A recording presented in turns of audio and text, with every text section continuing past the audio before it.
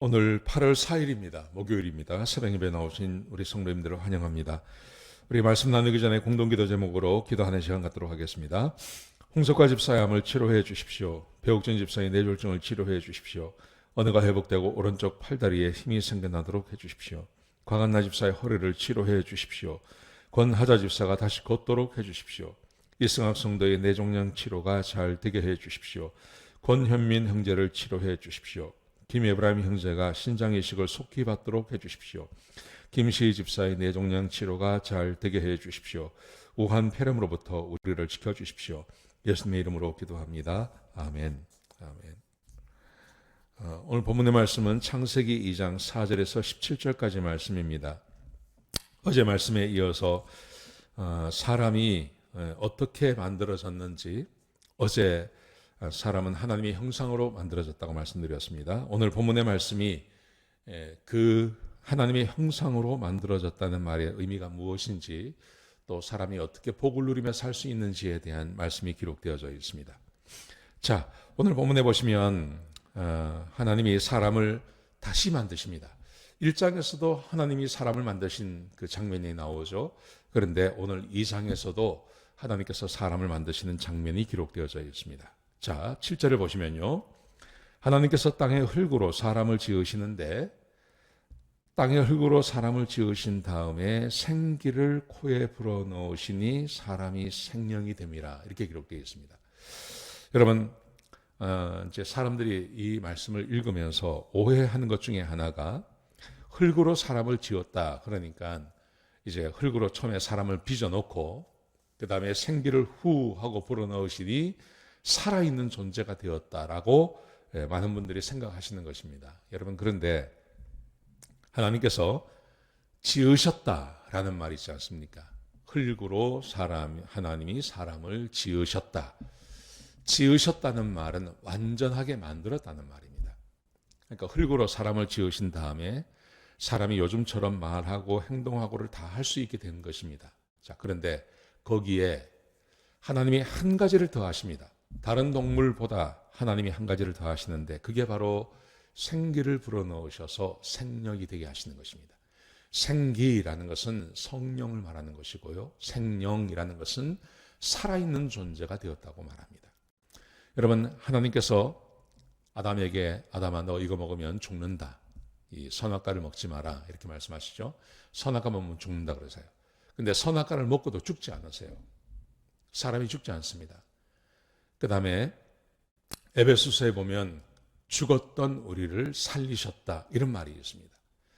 그러면 여기서 생명이 되었다는 말은 무슨 말이냐 하면, 지금처럼 숨을 쉬고 움직이는 존재가 되었다는 말이 아니라 하나님에 대해서 살아있는 존재가 되었다는 말입니다.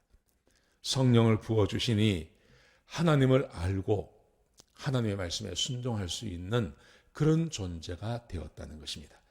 제가 지난주에 사람과 하나님의 차이에 대해서 말씀을 드렸습니다. 사람은 피조물이고 하나님은 창조주십니다. 그런데 이 창조주 하나님은 어떤 분이냐면 이 온 우주를 만드신 분이십니다. 사람은 피조물에 불과하고요. 그 하나님과 사람 사이를 한번 생각해 보십시오. 얼마나 극명한 차이가 있는 존재인지. 그런데 사람이 하나님을 어떻게 알 수 있을까요? 모릅니다. 그런데 생기를 불어넣으시니 생명이 되어서 사람이 하나님을 알게 된 것입니다. 여러분, 그래서 하나님께서 사람에게 생기를 불어넣어 주시는 것입니다. 자, 그리고 에덴 동산을 만드십니다. 그리고 에덴 동산에 있게 하셨습니다. 그 말씀이 8절 가운데 기록되어져 있습니다. 자, 그렇게 하신 다음에 하나님께서 16절, 17절 말씀해 보시면 하나님이 사람에게 이렇게 말씀하십니다. 동산 각종 나무의 열매는 내가 임의로 먹되 선악을 알게 하는 나무의 열매는 먹지 말라. 먹으면 네가 정령 죽으리라. 그렇게 말씀하십니다. 하나님께서 사람을 지으시고 생명이 되게 하시고 생기를 불어넣으시고, 그 다음에 하나님께서 사람에게 말씀하십니다. 선악과에 대해서 말씀하십니다. 선악과 먹지 마라. 선악과 먹으면 죽는다. 그러세요. 여러분, 하나님께서 말씀하시는 것이 곧 율법입니다. 하나님께서 아담에게 선악과를 먹지 말라고 말씀하셨다는 것은 율법을 주시는 것입니다. 하나님의 말씀이 율법이죠. 율법을 주셨다는 말은 이 율법만 지키면 그러면 행복하게 살 수 있다는 것입니다. 선악과는 사람에게 하나님이 지뢰 같은 함정을 파놓으신 게 아니고 이 선악과만 먹지 않으면 하나님께서 약속하신 모든 복을 누리며 살 수 있는 복의 근원, 하나님의 율법이 되는 겁니다. 하나님께서 사람에게 말씀을 하시고 그 사람이 하나님의 말씀을 알아듣고 그 말씀대로 순종하게 하시기 위해서 성령을 주시는 것입니다. 그리고 그 성령을 가진 사람이 하나님 말씀을 알아듣고 말씀에 순종할 수 있는 겁니다. 그래서 율법을 주시는 것입니다. 여러분, 선악과는 절대 함정이 아닙니다. 사람을 괴롭게 하시려고 주신 게 아닙니다. 이것은 복입니다.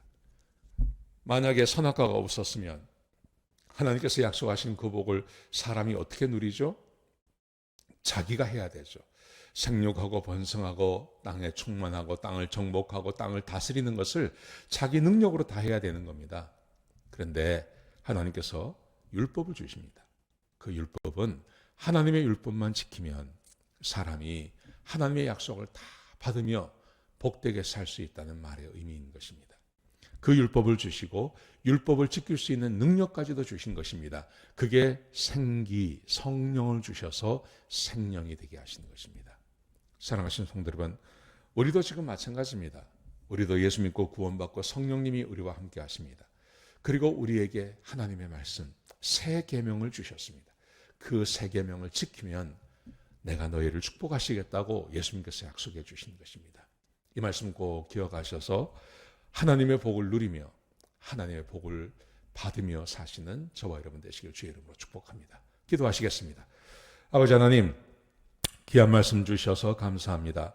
사람이 복을 받으며 살기 위해서 하나님께서 성령도 주시고 율법을 주시는 것을 보았습니다. 하나님, 우리 거듭난 그리스도인들에게도 성령이 함께 하시며 새 계명을 우리가 알고 있습니다. 새 계명을 지키며 사는 주의 백성들이 되게 축복하시고 그래서 하나님의 약속한 복을 누리며 살 수 있도록 복 주시옵소서. 주님 감사합니다. 예수님의 귀하신 이름으로 기도드렸습니다. 아멘.